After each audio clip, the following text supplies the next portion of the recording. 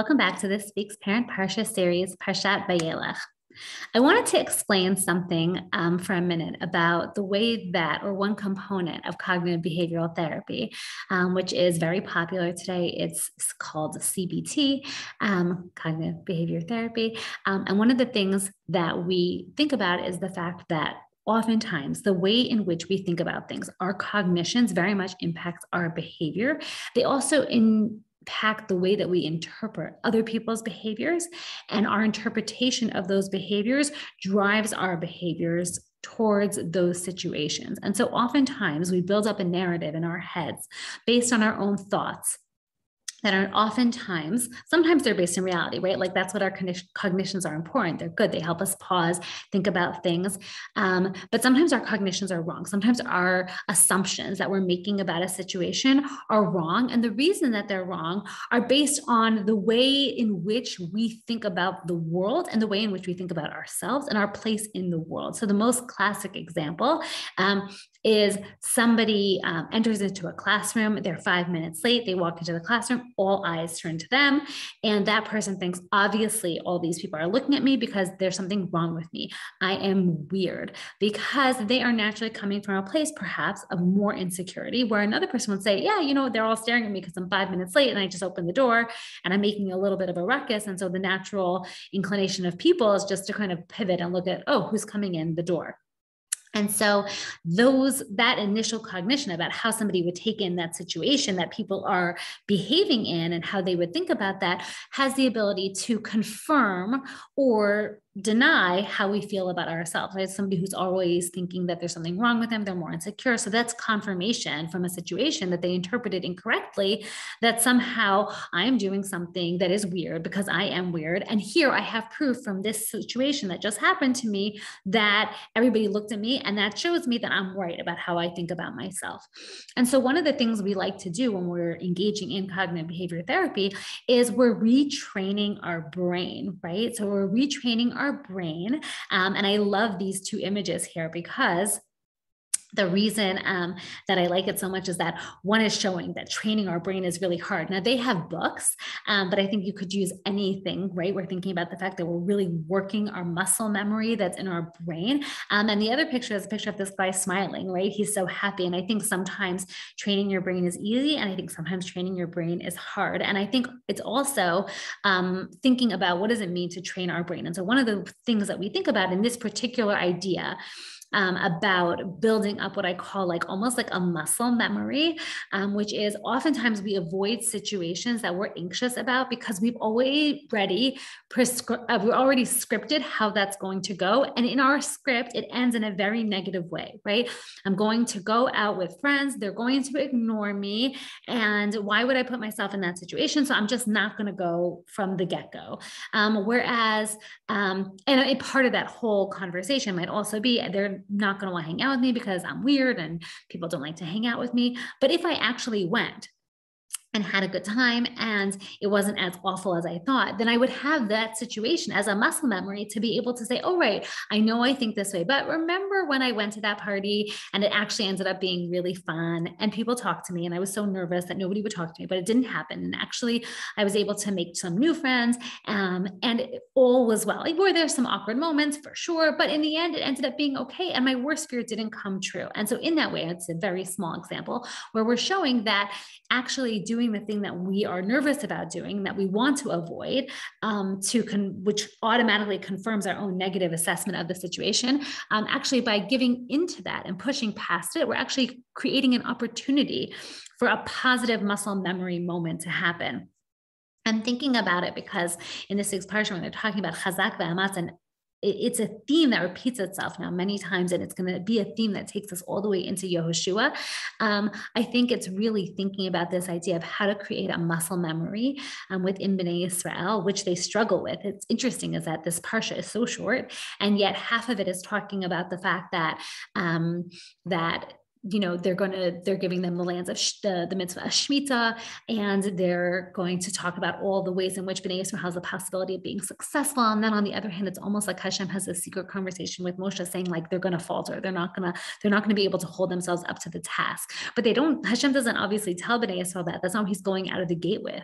He's going out of the gate with chazak ve'ematz, because maybe they'll be able to create situations for themselves where they're constantly actually reinforcing their emunah b'Hashem, and that they have the capability to do it, and they're not going to falter back to their natural tendency of being overwhelmed and scared and petrified, and then that space going towards other gods, because we're our worst self when we actually find ourselves overwhelmed, anxious, feeling awful, feeling like we can't be successful, which all come from a narrative that we create, and not looking for opportunities to provide ourselves with a muscle memory that's much more positive, that's much more optimistic.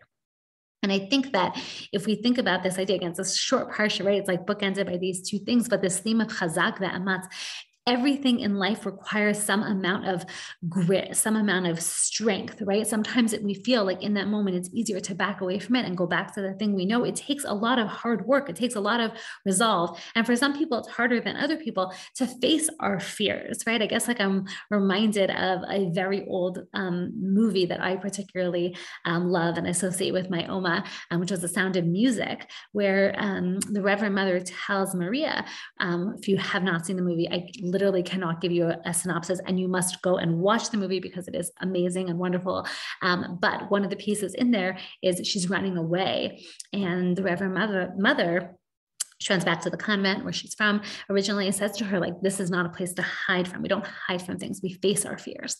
We face the things that are scary for us because they provide us with an opportunity to gain knowledge, gain truth, and then allow us to use that knowledge and truth to impact the decisions we make going forward and open up our doors instead of closing our doors.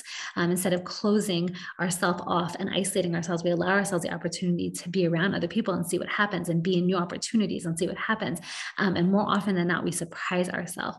I'm thinking about this also just like on the heels as we're heading into a new school year for our children. I guess it's very much on my brain as we're desperately trying to get our kids into school, and whatever that looks like for many people, or we're starting new things. It doesn't have to be getting kids into school, but we're starting new things, and we're thinking about the fact that new beginnings are hard, and sometimes it's overwhelming for kids. And I think sometimes listening for moments to help children without even them realizing that that's what you're doing, is that you're doing CBT with them to build their muscle memory. Oftentimes parents come to me and they'll say, oh, can you work with my kid? And and oftentimes what ends up happening is I'm able to work with the parents. Parents have so much more of an impact on their children's day-to-day emotional and cognitive well-being more often than not, than professionals, not always. But I'm not knocking my own profession. I definitely believe in it and it's important, but I also happen to think that it's an opportunity for parents